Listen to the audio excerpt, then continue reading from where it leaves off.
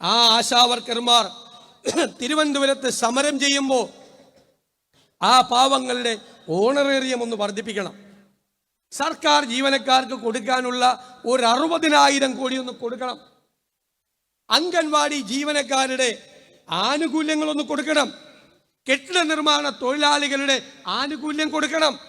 കാരുണ്യ പദ്ധതിയിൽ കാർഡ് എടുക്കുന്നില്ല ആശുപത്രിയിൽ, അതിൻ്റെ ഒരു 1800 കോടി കൊടുക്കാനുണ്ട്. അതെല്ലാം ഒന്ന് കൊടുക്കണം. അതും പോട്ടെ, സ്കൂളിലെ പാവപ്പെട്ട പാചക തൊഴിലാളികൾ അവർക്ക് ശമ്പളം കൊടുത്തിട്ട് 3 മാസമായി. ആ ശമ്പളം ഒന്ന് കൊടുക്ക്. നിങ്ങൾ കൊടുക്കാനുള്ള തുക ഏകദേശം 1.5 ലക്ഷം കോടിയാണ്. ഉമ്മൻചാണ്ടി സർക്കാർ അധികാരത്തിൽ നിന്നിറങ്ങുമ്പോൾ കേരളത്തിന്റെ ആകെ പൊതുക്കടം 1.5 ലക്ഷം കോടി.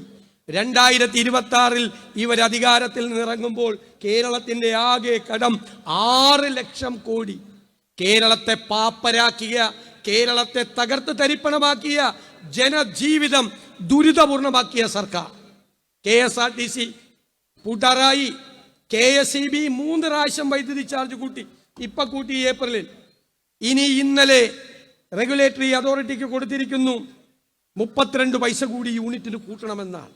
ജനങ്ങളെ ദ്രോഹിക്കുന്ന ഈ സർക്കാർ, കമന്ന് വീണാൽ കാൽപ്പണവുമായി പൊങ്ങുന്ന അഴിമതിക്കാരുടെ, കൊള്ളക്കാരുടെ സർക്കാർ, ഇവരെയാണ് ജനങ്ങളുടെ കോടതിയിൽ വിചാരണ ചെയ്യാൻ പോകുന്നത്. ഇത് കേരളത്തിലെ മുഴുവൻ ജനങ്ങൾക്ക് വേണ്ടിയിട്ടാണ് നിലമ്പൂരിലെ ജനങ്ങൾ പോളിംഗ് ബൂത്തിലേക്ക് പോകുന്നത്.